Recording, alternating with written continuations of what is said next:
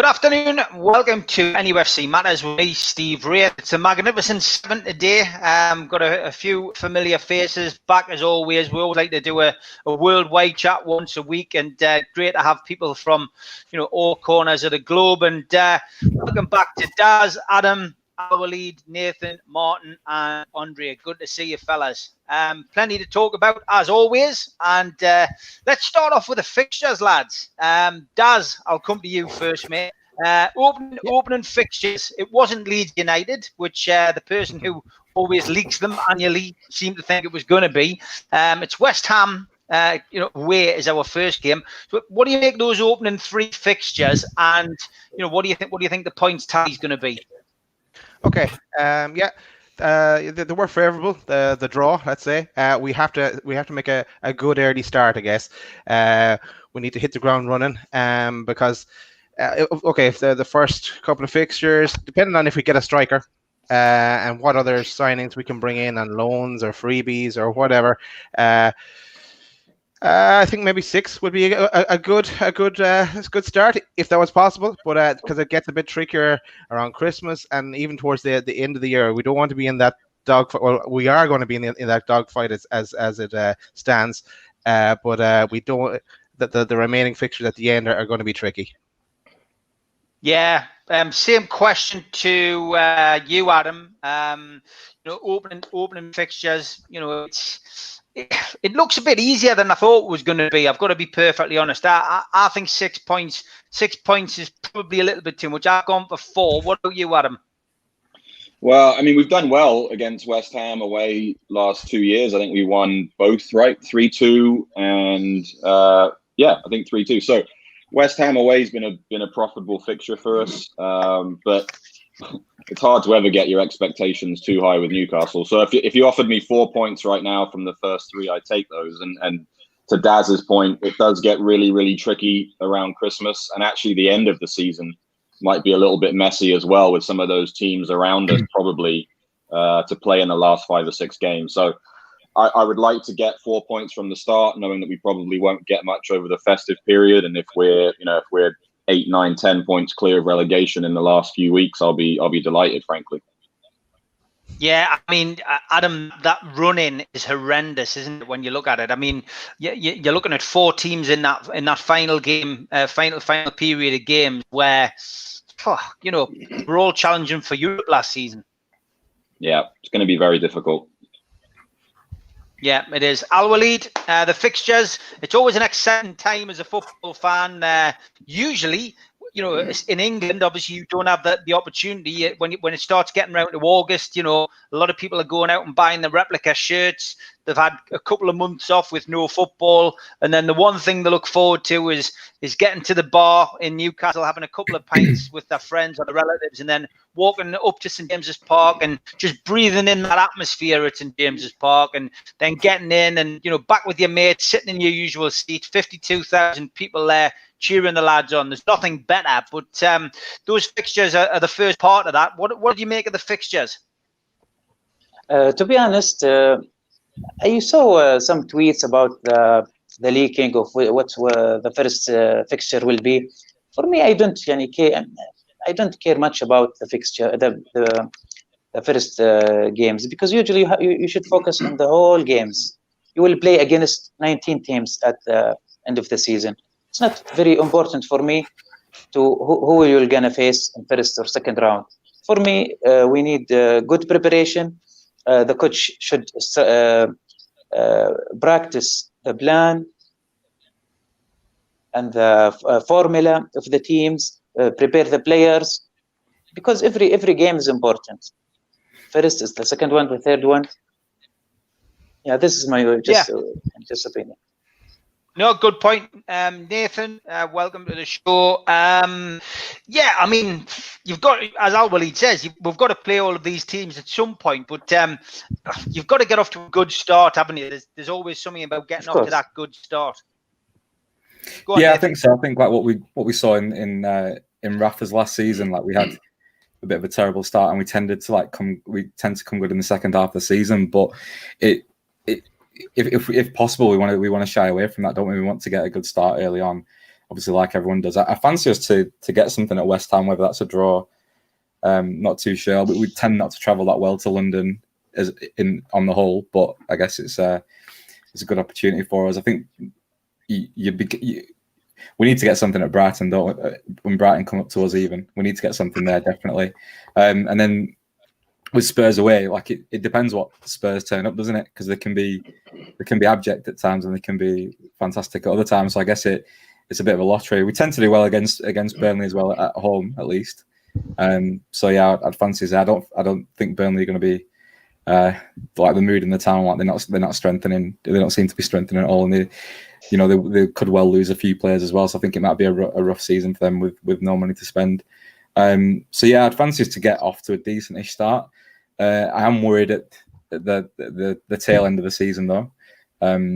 Hopefully we're in a position where we have been last season, where we were safe before the last sort of 4 or 5 games. But I mean, we're in and around what Liverpool, Arsenal, Man City, Leicester in the last few games of the season, and Sheffield as well. They're going to be no mugs, and then the last game of the season, Fulham are probably going to be fighting to stay in the division, aren't they? I would have thought. So yeah, they're going to be really up for it. So yeah, we need a good start, and then we need to get our business done before the last month. I'd say we need to be safe in April, I reckon. Yeah, I would agree, Martin. The fixture list. It's weird for it coming out now, isn't it? With obviously the delayed part of last season, and now we're into the new season, and obviously the transfer window's open through October. But yeah, what was your take on those opening games for Newcastle? I think pretty much the same as everybody else, Steve. I think if you offered me the 4 points now, I'd snap your hand off. But yeah, again, Nathan makes a good point. It depends which team turns up. It depends which Newcastle team turns up, firstly. And then it depends on what other teams. Brighton, we've gone down there and done well. And then they've come up to us and we've struggled. Spurs, we turned them over last season, but we could go down there and get turned over 4-1. You just don't know. I think the end of the season is a massive, massive worry for me. I think there were a lot more teams struggling this year than I think there will be next season. I think your Fulhams and whatever maybe, but you just don't know. And I think Dal said if we don't get a striker in, we need to keep hold of Gale. But if we don't get a striker and somebody that can get us 10, 15 goals, I think we're in trouble. I do. I think I am worried, I have to say. Yeah, no, I would agree. Andre, what's your take on those opening fixtures? For me, this time it was a bit different than the previous years. I was always, full of excitement to look at the fixtures, to make a plan to which games I can go this year. But now with COVID, it's all different. And it's as the guys were saying, on paper the fixtures look a bit easier than the previous year. Especially the home games against Brighton and Burnley, I would say that should be, at least on paper, like 6 points, or at least I hope. The one thing I fear is that the past 3 seasons, the first home win, August 2017, I was at the stadium with Bulgarian friends for the game against West Ham. Then in 2018, we were there for the November home win against Watford. And last year, I was there for the first home win against Man United. And I'm just wondering. I just hope that this season the first home win of Newcastle is not again with my next trip to the city, because I don't know when this will be. And one more thing, I had tickets for the March quarterfinal against Man City, and when we saw the situation, I had to rebook my ticket. So I took a chance and I rebooked for October without knowing anything. I just booked mid-October days to Newcastle, and now I see that this coincides with the home game against Man United. So for me, the big question will be when the fans will be back. And will it be 30% of capacity or 100%? And honestly, it will be great if October is open and I can combine the trip with a visit of Man United like last year. Good stuff. Let's talk about the incoming players. Obviously, one back, one hopefully coming in very shortly. Hendricks, it seems to have dragged on for a long time, but Hendricks seems to be more or less a done deal. I think we can talk about that in that sense. And of course, the other one is Matty Longstaff. Finally, the Willie Won't saga has finally been sorted out, and Matty has confirmed that he is staying at the club. So, Daz, let's talk about Hendricks first. I mean, we know that Lee Donnelly takes his time with transfers, but really is taking his time with this one there. But it looks as if he's going to be a Newcastle United player. So are you happy with that bit of business? Obviously, we brought Gillespie in as a goalkeeper, so that was our first bit of business. Hendricks, good signing or not? Yeah, no, we touched on this the last day, Steve. Yeah, and I think a bit of takeover fatigue. But yeah, I'm willing to give him a chance. He wouldn't be my first choice or 10th choice even, but no, willing to give him a chance. Look, he's can't do any worse than Bentleb, and we'll see how he gets on. Yeah, I was looking at another on YouTube channels and saw some of the analysis they did on it as well. Did on him, and yeah, he scored a few goals, and of course he's Irish. We'll give him a shout. Hey, Martin. Absolutely. Yeah. Yeah, I've a long other list of other players I'd like to discuss as well, but let's stick to Jeff Hendrick for the time being. Yeah, and Matt Longstaff, happy to see Matty put pen to paper. Yeah. Happy that Matty has going to stick with us. Yeah, the 2-year contract. It probably suits everybody. Of course, like at the end of next season, it's the talk will start again because it's only a 2-year deal. But just on Matty, obviously the whole contract situation affected him this season in his first debut season first. But I think it also affected Sean. So I'm expecting that now that Matty signed, that Sean will come back to himself, and hopefully we get to see him in a kind of a number 10 position at different stages through the season as well. Because everyone played well against Bournemouth, but he really stood out that day before he went off injured. Das, can you give us any insight into Jack Byrne? Mike Stewart's mentioning there. He says he's a good player at Shamrock Rovers. Wouldn't know anything about him, to tell you the truth. Well, we'll come to you, Martin, on that one quickly. Anything about Jack Byrne? He's not related to the Byrne who used to play at Sunderland, is he? No, I don't think so. I know he broke into the Irish team there, I think the back end of last year, but like Daz, don't know that much really about it. The Irish season's only really kind of getting going again. Yeah. So not too much. Again, Daz will tell you don't, other than maybe a Sunday, you don't get a lot of write-up, doesn't get a lot of coverage. Odd couple of games on the TV if they're cup games, but again, it's very similar, Steve. No investment in the league, so it can be quite low key, Yeah. Well, you, Martin, about the transfer activity. Hendricks looks like it's a done deal. Matty Longstaff's put pen to paper. Happy with that so far? Yeah, I think it seems to be the norm again. The signings and Matty re-signing seems to be splitting the fan base again. I think Hendricks will do okay. Yeah, he's not a superstar, but like I looked at some of his stats, and the good thing with him is he plays most of the games. Like he played a lot of games last season. He's got good passing stats. So if we compare him, I think he'd probably be better paired with Hayden than Shelvey. That's just my view. But I think if we can get a bit of energy around, between the two boxes and a bit of breakup ball. And a half decent pass in, I think he'll do a job for us. Matty, probably I'll divide everybody now. I wasn't that fussed, to be honest. I get he's a local lad, but look, I think it's an extra head in the team. But I don't know, he's obviously been given riv insurances by Bruce for his playing time. I think the 2 years is a bit odd.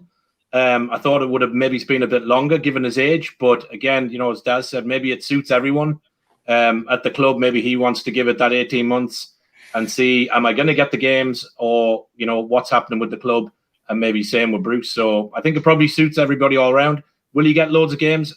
I'm not sure. Yeah, Adam, come to you, mate. Matty Longstaff first. I think Martin's right. It has certainly split opinions. I've seen, a lot of people either grumbling about it, saying they weren't that bothered whether he stayed. I've seen other people saying that from their perspective, he'd probably be looking at 9 months' time and trying to renegotiate his contract again. But shouldn't we just be happy that he's signed? Yeah, I think we should just be happy that he's staying. There are really sort of any number of reasons why it was a good deal for both player and for club. I mean, I totally agree with Daz that the best thing about Matty Longstaff signing is that it may bring back the best out of Sean. In some ways, they're both sort of on prove-it contracts right now. They've both got 2 years left.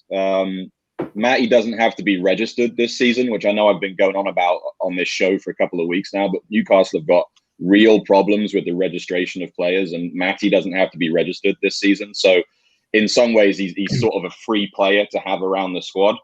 The 2-year contract, again, I think it makes sense for the club because we don't know what he's going to turn out to be yet, right? He's only had 15 or so games at the top tier.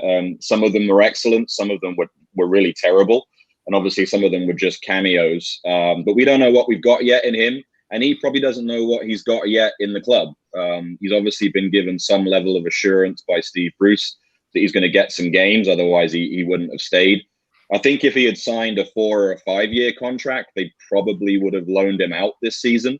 I think he does need, 30, 40 games, either at the championship level or actually even abroad somewhere. Young players are doing that now if they're going to get some game time. So that wouldn't have worried me had he gone abroad on loan. But the 2-year deal must mean that he's going to stay. I don't think you'd sign a two-year loan or a 2-year contract and then loan somebody out. So he's going to be in and around the squad, which is a good thing for him and a good thing for Sean.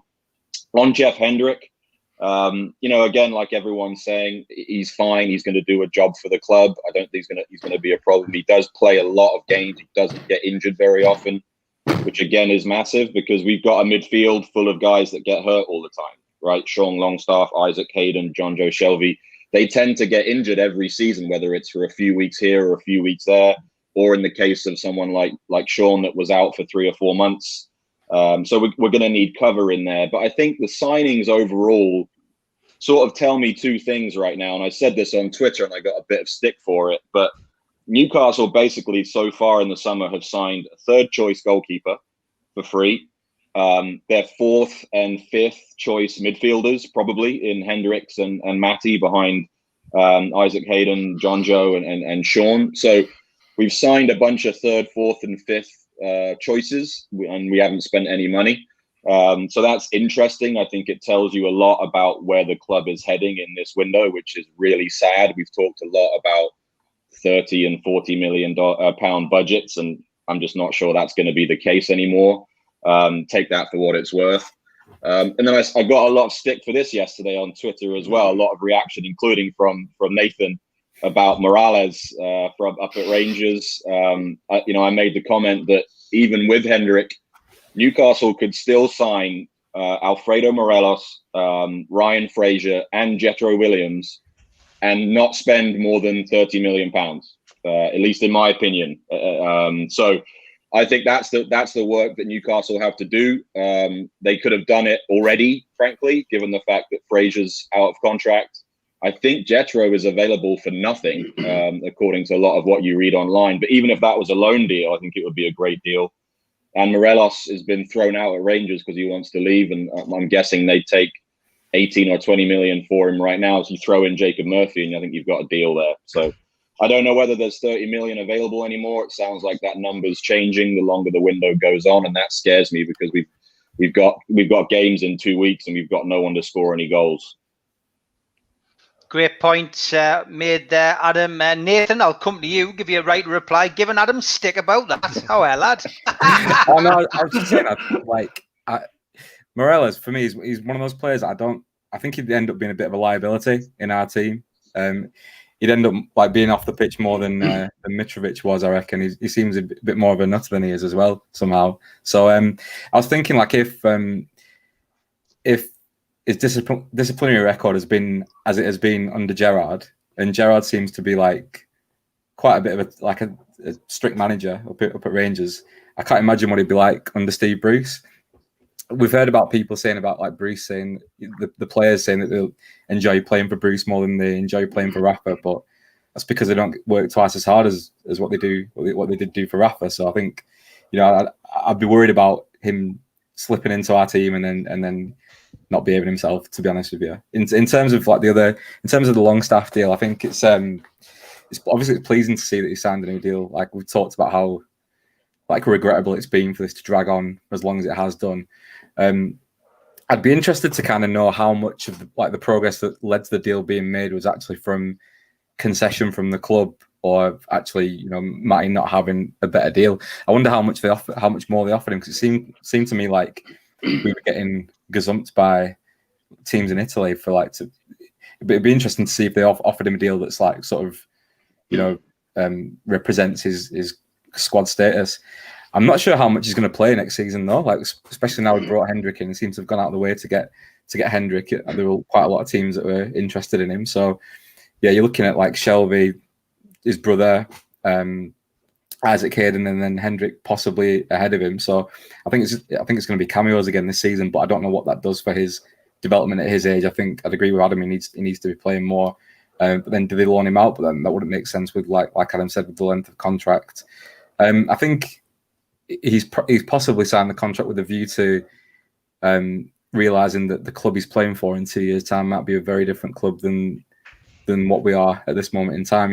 Something's going to happen this season at some point. You would have thought, with some semblance of a takeover from some direction, you would have hoped. So yeah, I think it's good to see that he's signed up. And I noticed a lot of people have said, they're not too fussed on him, or that he's not great. He's only scored a goal against United, and that's all he's done, kind of thing. But with him being a homegrown lad, and I think he needs to, whether he turns into a great Premier League player or whether he just goes on to be a somewhat average sort of journeyman Premier League player, it should be us Newcastle fans that get to sort of experience that journey and get to find out from him playing in our team, rather than him being snapped up from under our noses on a free and going off to develop elsewhere. So I think, it's our track record in recent seasons of promoting youth to the first team has been dismal, hasn't it? We look at players that have been touted to go to be the next big thing. Carroll's probably the last one to my mind that's gone on to do anything somewhat decent, and even then he's been like a shade of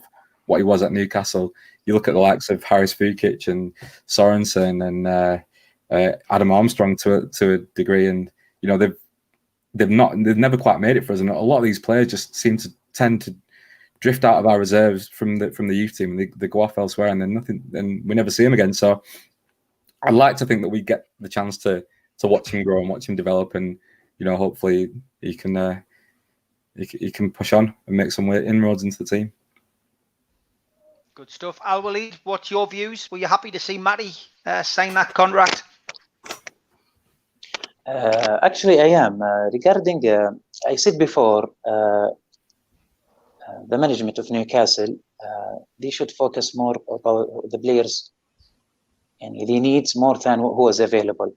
And regarding Hendricks, I think he will be a good addition to the squad.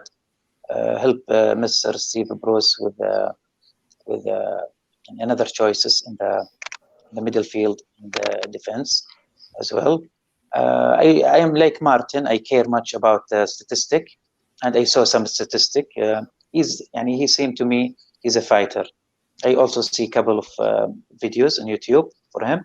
Regarding Matt Staff, actually we see all the a lot of clubs were caring for him to sign him, to win his sign, and I think he improved very quick. Kind of the player who improves very quickly. So I think this is a succeed to continue with Newcastle, especially with the circumstances now. Thanks, Al Walid. Andre, your views on the week's events? I like Matty Longstaff. I find something very both Scholes about him, but whether he can reach up to the level of Scholes, it's really up to the hands of coaches and his manager. And, Newcastle hasn't proven to be a good place for nurturing talent in the past, 10, 15, 20 years, if you want. So it's really, it depends also on the individual and the coaching, of course, but I'm happy that he's staying. And the guys mentioned as well, the fact that he has 2 years, he's a bit of on a probation. If he can prove himself, probably he can get a bigger contract. But at the same time, probably if he proves himself, he can attract attention from currently bigger clubs. And he already showed that he's open to moving and doing the best for his career and not, pursuing the dream for playing for Newcastle. For Jeff Hendrick, I'm honestly, I have a good vibe about this transfer, because I've been excited for a lot of transfer in the past 20 years, probably like all of us. I was very excited about Michael Owen, about Damien Duff, about Albert Luque, who had a great career in Deportivo before that, and many more. And we all know how these guys performed. And at the same time, there were guys like even Sharon Zogbia or Antoine Sibierski or some others who are unassuming, and they did a job, and they proved that they really were much above expectation. I have a good vibe about Jeff Hendrick. Other than this, I'm not happy with the window so far. And the good thing is that this year it ends on 5th of October, so still more than a month till it closes. I expect also Newcastle to move players. We talked last week that there are 12 or 13 players which are their contracts are ending in 1 year from now, including Kieran Clark, DeAndre Yedlin, Isaac Hayden is there as well. Fabian Scher is also, he has 1 year left. So I expect some of these players will be moved, and that's why there are rumors that Bruce is looking for a central defender or for cover in central midfield. But until Newcastle signs a top striker, or let's say a striker who can do the job and who can really guarantee at least 10 goals, because now the bar is set at 10 goals. In the past, it used to be 20 or 25 goals. Now we don't have a striker who can do 10 goals per season. Until they sign a striker, it's a bad window. Yeah, I fully agree with that, Andre. We need a striker, and a lot of people agreeing with that on the comments that are coming through. Let's go to Jason's point here, Daz. What do you make about Lascelles saying we need to adopt winning mentality this season? As Jason says, surely that should already be in place, shouldn't it? Yeah, every time they step on the pitch, that's what should be what we're going to try to achieve. No, like. Yeah, I think they go about that already, and they're a tight knit squad as well. Like we know we're going to be in the dogfight this season, and they are guys that they will play for the shirt. Like they're not the prima donnas. They will give it their all. So I think carry on what they're doing. A few tweaks here and there, like the striker and the left back and another winger, and look at we can but try. Let's see where we are then at the end of the season. Still happy with him as captain going into the season, Daz? Seen a few people. Definitely. There's always a few. Yeah. I know. Definitely happy with Lascelles. Yeah, I know. I don't think you're his biggest fan, Steve, but no, I'm happy with Lascelles. To tell you the truth, he stood up when he needed to. I think back when we were in the championship, and even before we got relegated, he stood up, and so I think he's the man to lead us for sure. Yeah, Adam, there should really not be a case of having a winning mentality. It should already be there, shouldn't it? And I think for me, what's happened over the last few seasons, including under Rafa's reign, is there was like this backs to the wall mentality with this squad. The likes of Richie, Lascelles, Shelvey, to name three, have all been there, during the bad times and the good times, i.e. relegation and then promotion and then, basically cementing their place back in the Premier League and escaping relegation, it has to be said. So there is that back to the wall mentality, which gives you that winning mentality, really, that, it's us against them. Yeah, I mean, it's the core of the championship winning team, isn't it? I feel like every year, or at least every summer, we talk about the need to sort of move on from some of these players and replace some of these players. But right through the team, really the core group that's been there is the team that won the championship. And as you said, Steve, it's the same team that basically Rafa set up to defend and be strong at the back and win and score when we could. So if you go from Dummett to Richie to Lascelles, to even Yedlin before he got replaced, and then Shelvey and Hayden in the middle, Dwight Gale up front, right? In some ways, the club, if they were ambitious, we should probably have moved beyond these players, right? Every year that you stay in the Premier League, you get more money from TV, you get more money from the commercials, more money from the revenue. You should be moving beyond these players, but we just haven't done that, right, wrong, or indifferent. And it's the same guys that are showing up every week and performing, 7 out of 10. I know Newcastle fans hate hearing 7 out of 10 from the Chronicle, but they're 7 out of 10 players. And I think Jeff Hendrick is probably going to be another 7 out of 10 player.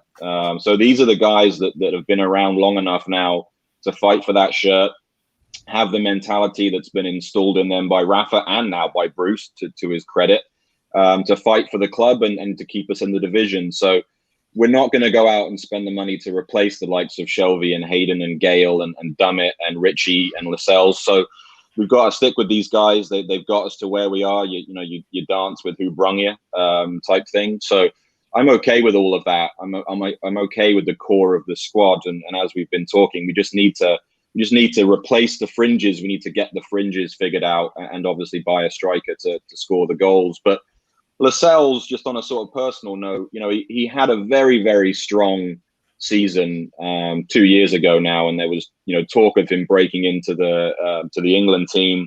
He has had some injury worries, so I think that's affected his form. I think also the system change affected him at first because they didn't know who to partner him with. They tried Shah. He couldn't play in a flat back four. Lejeune, when he's healthy, is probably our best centre defender. So he always works his way back into the team when he's fit. But unfortunately, it's never for about more than 2 or 3 games at a time. I think now really they found Lascelles' partner in Fede Fernandez, and that's going to be really, really impactful, I believe, going into this season.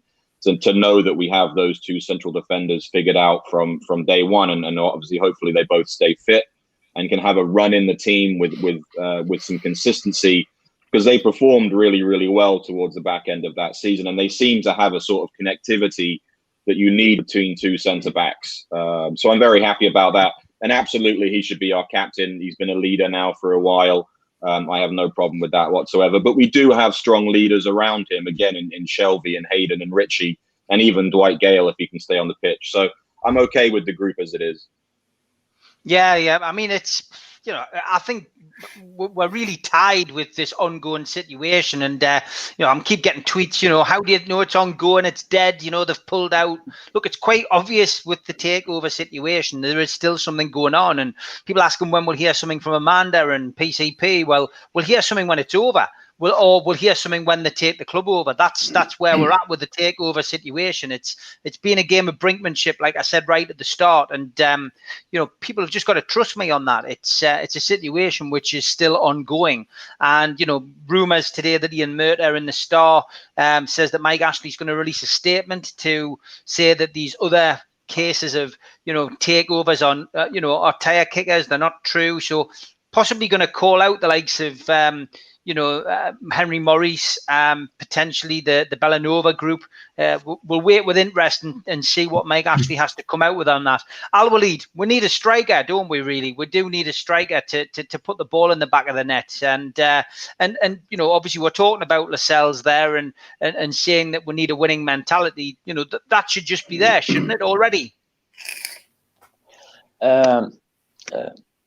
For me, I just read this now about Lascelles' statement.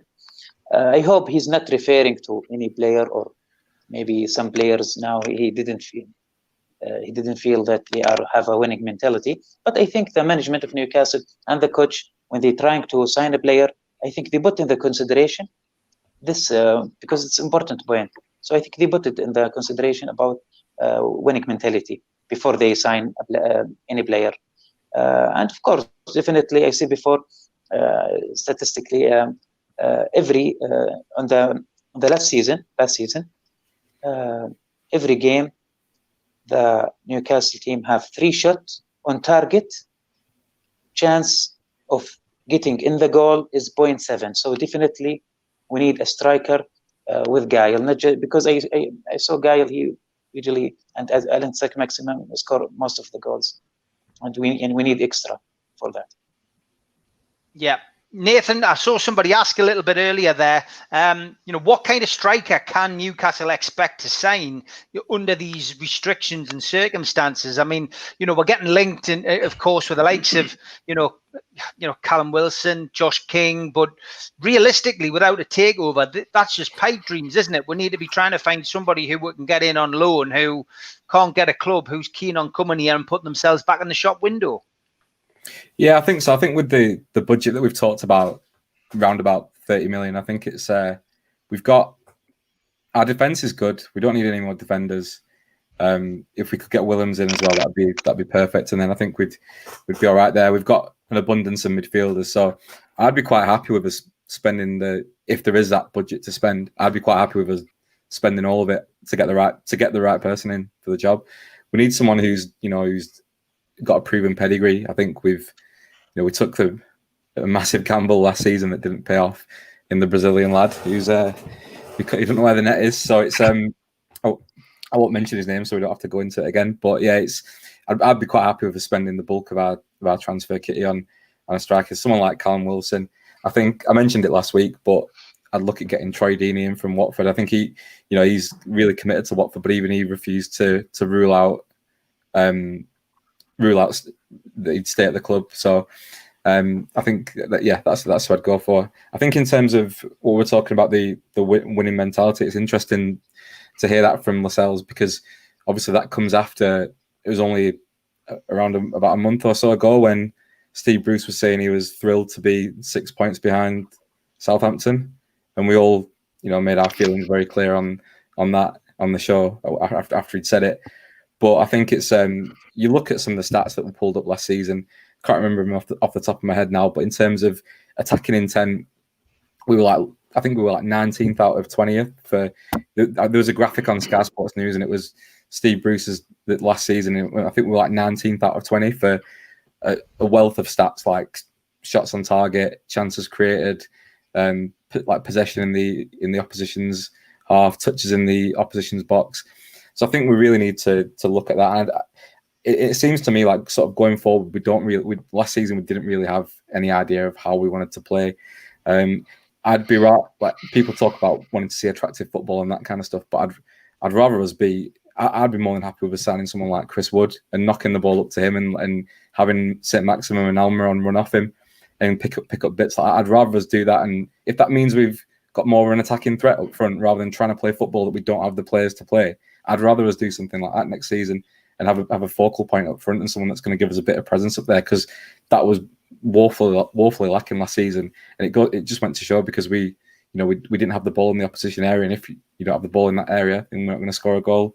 We're not going to get any points. So yeah, that's what we need to do. I think we need to change around and play and realize where we are as a club now, and realize that Steve Bruce probably doesn't have a master plan like Rafa did for every single game. But I think it's just about getting through the season and getting someone up front that's going to give us that focal point. Like Chris Wood would be a great. Ashley Barnes is great as well from Newcastle, from Burnley. I think he'd be a good signing. Someone that's big and strong and that's a nuisance up front. Daz, I know you wanted to jump in quickly on the strikers. Yeah, Steve. Callum Wilson and Chris Wood, if someone can put the ball in his head, we'd probably need that winger first as well. But on two other options I was thinking of was Michy Batshuayi from Chelsea and maybe Origi. Both of those guys, they're going to be they're down the pecking order in Liverpool and Chelsea. But the Euro is coming up; they'll be playing for squad positions as well to get into the squad. So maybe if we could get them on loan, if we're not going to blow our cash on a striker, we need something. We need and they've played in the Premier League. They haven't got a massive chance at their respective clubs, but they'd get the chance at Newcastle. Martin, do I have any cash? That's probably one of the worries people have got. A lot of people starting to doubt whether there's cash to spend. And this fictional figure of 35 million, which probably appeared on, some kind of article by a journalist who just thought, yeah, they probably have about 35 million to spend. There's no guarantees that money's there. Yeah, I actually think it was Daz made that number up, but I'm not sure. I don't. You know what? I think everybody is saying the same thing, and I think the thing with the striker for me, like I would love to see us go after Chris Woods. I think he could really do a job for us. I know I just seen one of the comments there. Somebody saying he's no better than Carroll. Well, he is because he stays fit, and I think if you had a decent focal man up there, he's good. He gets in. He reminds me, to be fair, a bit of Shearer. He gets up high. He's good in the air. He's strong. He gets the elbows up. And I think if you played somebody like Gale off him, or as the guy said, Almiron and that buzzing in and around him, I think we'd score goals. So have we got any money? I'd say we have, but by the time Charnley does the deals, it's probably no longer legal tender. So I think it is going to be loans. I think the other thing for every club is every club is looking for that striker. Everybody's looking for the same thing. Every Premiership club, every Championship club is looking for the same thing. And, you know, we've got no European football to offer. We've got no Champions League football to offer. We have to live within the means that we've got. So for me, I think I would be looking at the Championship and looking at some players that could get you the 10 or 15 working alongside Gale. But I'd love to see us go in for Chris Woods.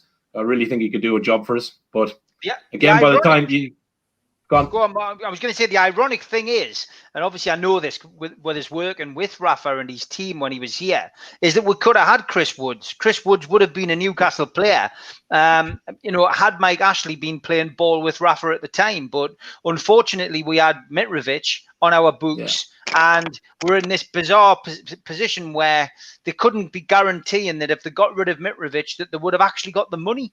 You know, that's how much the distrust surrounded the club. But I know for a fact that Rafa's people actually spoke to Chris Wood's agent on transfer deadline day, and he said that he was interested in coming to Newcastle. But they couldn't be guaranteed that if they sold Mitrovic to Fulham at that time, that they would actually get the money. And, you know, so we missed out there on an opportunity, you know, missed out on an opportunity. I think he'd come in a heartbeat. You know, I watched him when he was at Leeds, and I thought he was quality there. I think he's done a great job at Burnley. You know, he suits that way that Dyche sets up. And I think, to be fair, 3 out of the last 2 games we played Burnley, like, he's done us over. Like, you know, he's not afraid to get in and mix it up with the defense. And, you know, he's great in the air. He's got to be a downside better than Joe Linton anyway. And I'm not going to get into knocking him. You know, we know where we are with him. But I just think, you know, everybody is saying the same thing. If we don't get goals, you know, I said there, we're a confidence team. And if we don't get a good start and a good crank into it, you know, the mentality seems to drop very quickly with us, as it did last season. And I think, you know, sometimes you're looking at the sideline, and I think Daz said it, you know, and Adam, about having the plan B. We don't have one. We don't have a plan B. And you're looking across the pitch to Bruce on the sideline, and he's his head in his hands. So it's just, you just wonder where the inspiration and that plan, you know, being able to mix it up, be it Lachelle's changing something, or Hayden or Shelby pulling a couple of strings and moving a couple of bits around. I didn't see it the back end of the last season, and I go back to the start. 2 wins out of 18. You know, if we carry that form into the start, we're in trouble.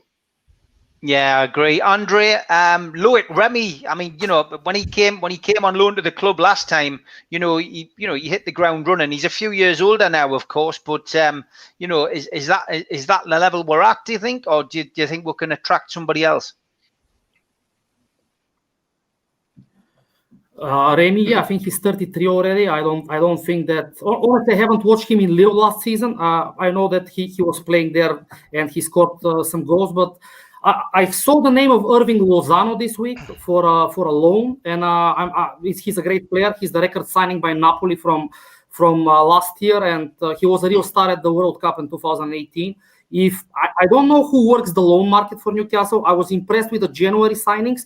On paper, Bentaleb, Lazaro, and Danny Rose were very impressive loan signings. The fact that none of them did spectacular is another topic. But I was impressed with the job on the loan market, and I'm really looking forward to some loans this summer. If it's Steve Bruce or if it's Steve Nixon, and they also mentioned that they'll be working the loan market. So if they manage to attract this guy Irving Lozano, it will be a real coup. And he's of course, adapting to the Premier League, and he's never played there. And, you know, how it will go, it's another topic, but he has a lot of potential. Another name that's mentioned a lot since Rafa's time, actually, is Joseph Martinez from Atlanta. For a couple of reasons. He's a great friend of Mickey Almiron, and he's the big star in MLS. I've seen him for a couple of games. Again, he hasn't played in the Premier League. Nobody knows how he can adapt, and I don't think that he's available on loan. So probably if they are to spend the entire budget on one player, this is the type of signing that they can spend the money on. But there are so many names thrown around. We covered them all. I really hope that you know, the rabbit will come out of place that we don't expect. And regarding the winning mentality, I wanted to make a comment about Lascelles' statement that, you know, winning mentality comes with winning. It's not something that you can develop without actually practicing it. And Newcastle, they won 11 games in the Premier League last season, 12 games per season in the 2 years of Rafa in the Premier League. So basically, you can't have a winning mentality when you win less than 30% of your games. Yes, you have to have, I think, a dogfight mentality. Kind of, they have to fight every game for 100% of their abilities, something that actually was the major strength of the team under Rafa, and something that last season with Bruce was missing in a couple of games, like the 5-0 thrashing at Leicester. And they have to have a different mentality. And for winning, let's hope that with a couple of signings and with the fixtures that we discussed, the winning mentality can come with success on the pitch. It's Andre. I think if we had some of the guys who appear on this show on a regular basis in the dressing room, I think Lascelles could probably retire from being captain, because the passion that you lads show is second to none. Daz, last 15 minutes of the show. Let's go back to the takeover situation. And Cheon Wura is now launched under the petition. I noticed it hasn't gone down too well on social media. Spenny Mag's just been on earlier asking if we could give it a bit of a push. I think it's interesting that there's another one being launched, and that she's certainly grasping that something needs to be done moving forward. My concern, she interjection now is that she has to be massively supportive of the takeover. I understand as a politician you have to sometimes sit on the fence, but she is the MP for Newcastle, and she's launched this. So why have you signed it, and why do you think the fans are taken to another petition a little less favourably? Yeah, no, I signed it myself. And I encourage everyone else to sign it. And no, I think look, I wouldn't know too much about the English politics. The Irish politics, they all seem to play golf. But I think Martin gets that joke. But yeah, no. Yeah, I think everyone should get behind it. And look, she's always campaigning for Newcastle. She's involved in she's been involved in the trust as well, at a few of the meetings, and she's always pushing on our behalf, and I suppose on the behalf of her constituents. Yeah, Adam, have you signed the petition? And do you think this is the people should be getting behind? Yeah, I mean, I get what she's trying to do. My understanding is that this is a more formal petition that will require the government to respond. I think at 10,000 signatures, which she's up over 15 or 16,000 now. So I think as much as anything else, Steve, it's just an effort to keep the public dialogue going around the sort of transparency from the Premier League, not just in this takeover effort, but frankly in all of their dealings with the public, and more importantly with the fans. She's made a point recently, I forget exactly where I heard it, but she made the point that in all of her dealings with the Premier League, they've come off incredibly condescending and arrogant towards not only MPs, but the government in general. And in many ways, that stands for their approach towards fans.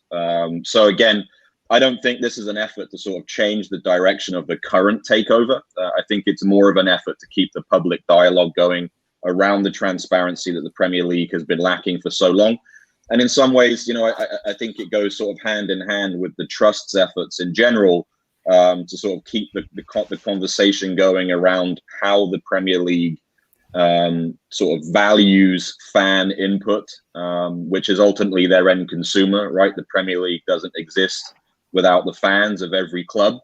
And I think right now the Premier League's in a difficult position, because even when the games start here in a couple of weeks, the fan experience is going to be terrible, particularly in the UK, where my understanding is these games aren't going to be live on TV, or very few of them are going to be live on TV for you guys to have access to. We're very lucky in America. I know broadcast rights aren't something that we all want to be talking about right now, but NBC, which is the biggest sports broadcaster here in America, does a tremendous job with the Premier League. They signed a huge deal a few years ago, and we get every single game live, regardless of who you support. You can watch every game, all 38 games for your team, which is massive.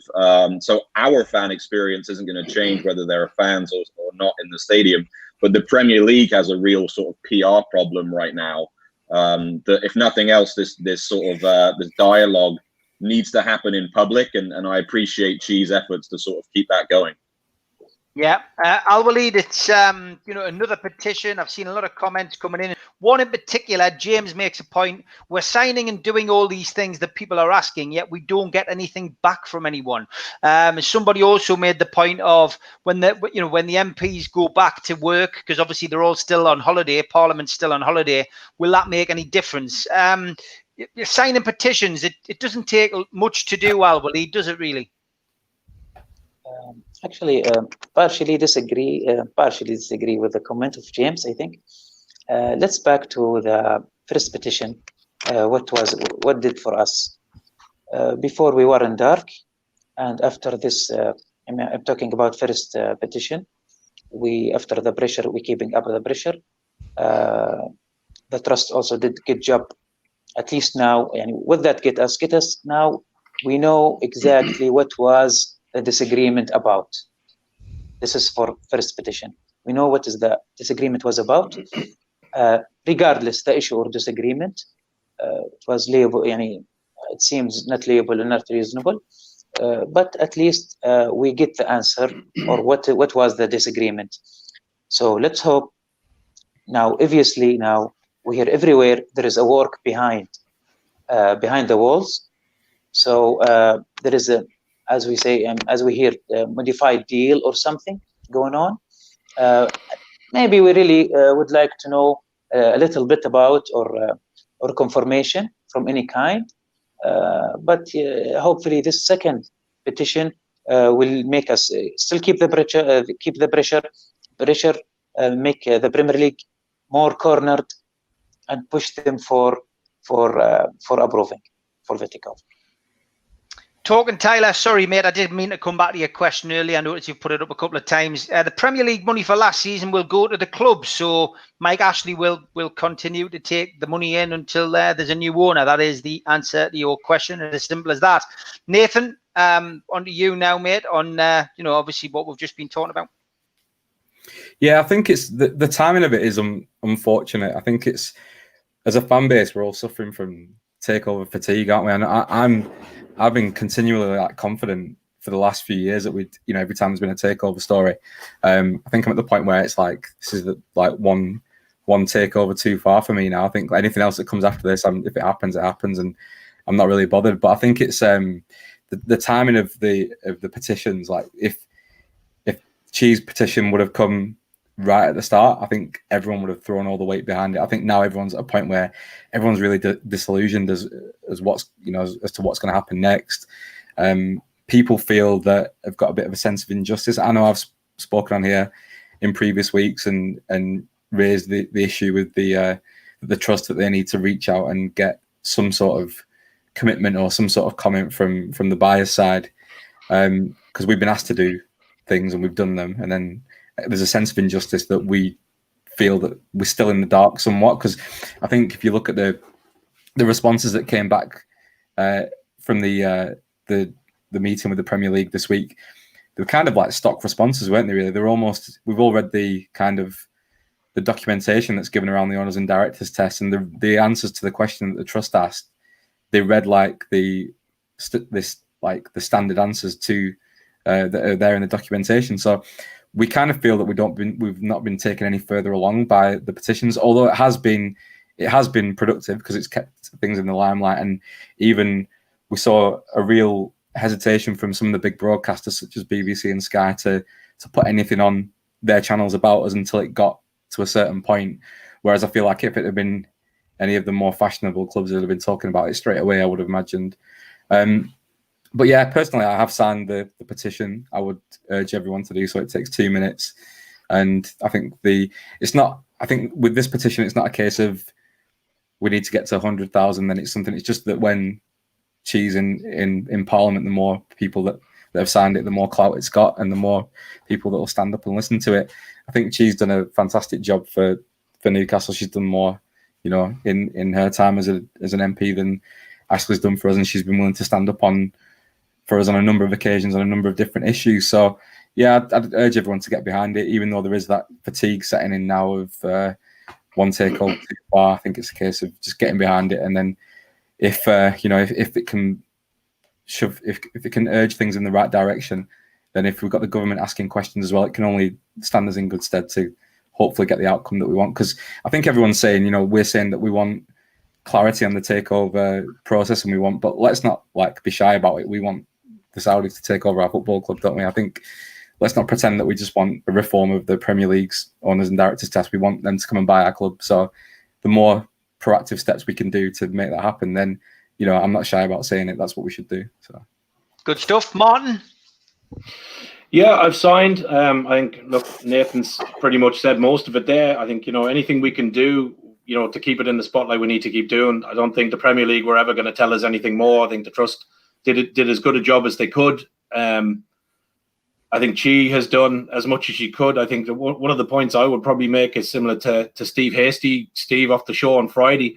I just wish we'd seen more of the county council and so on in Newcastle. I wish there was more voices coming out of them, and people maybe looking at, where we're losing the investment for the city, not just about the football club. And I think that gets completely glossed over at times and gets lost in the passion for the football club.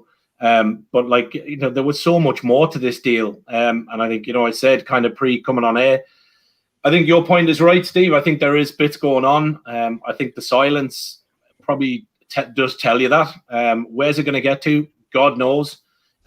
We seem to, be in this stasis and fatigue, as Nathan said.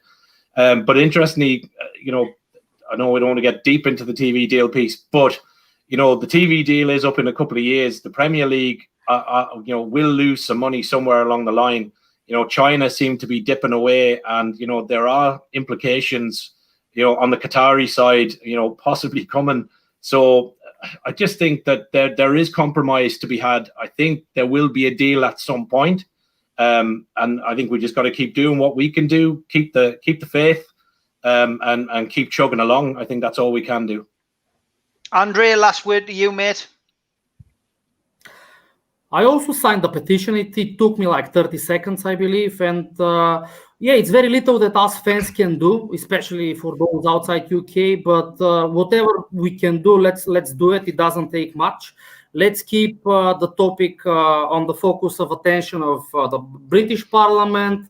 I really hope the Newcastle fans, when they are allowed to go back in the stadium, can also keep the pressure on the Premier League. I saw the Warflex group made this huge banner with Premier League is corrupt. I think that they care a lot about these messages because they're broadcast globally, and it can really hurt them. And I think that, because it was not fair that, they picked Newcastle to the PSG deal was allowed, the Man City deal was allowed. Roman Abramovich came with, strange money to buy Chelsea in 2003, and he was allowed in the game. They picked Newcastle in 2020 to make a statement on clean desk policy in football. I think the Newcastle fans should really turn the heat on the Premier League in the stadium and in whichever way possible, so that we can get our revenge, let's say.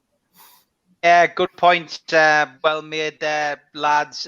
In general, as always, it's a great show to get you on and get viewpoints from around the world. I'm back tomorrow night with Ladies' Night. Again, that's at 7:30 tomorrow. Join me and the girls. I've got some good ones lined up as well. A lot of people saying well done on David Icke. I mean, it was difficult to keep him on just football, but I managed it up until the last 10 minutes when then he obviously had a little bit to say. But I thought it was a fascinating interview. It was great. This week I've got Steve Harmison lined up, the Ashton Express, of course, a man who almost single-handedly helped England win the cricket. Also got Peter Hooton on, which should be interesting, from the farm. Peter, a good pal of mine, who obviously helped set up the Spirit of Shankly down in Liverpool. So I will be asking him why Liverpool and Tottenham have decided to try and stop Newcastle United being taken over by the Saudis. And if you're into crime, tomorrow night I'm doing a live with Kelly Massey, who is Paul Massey's daughter, about the forthcoming book that I'm releasing later this year about her dad. So plenty coming up this week, but of course Ladies' Night is 7:30 tomorrow night. Tune in if you want to hear the girls' views on the last 7 days at Newcastle United. Lads, been an absolute pleasure as always. Great to have you on. Looking forward to having you on again hopefully next week. Until then, have a good week. Thank you, guys. Have a nice See you week. guys. Bye bye. See you guys. Cheers, man. See you guys. Good luck. Bye bye.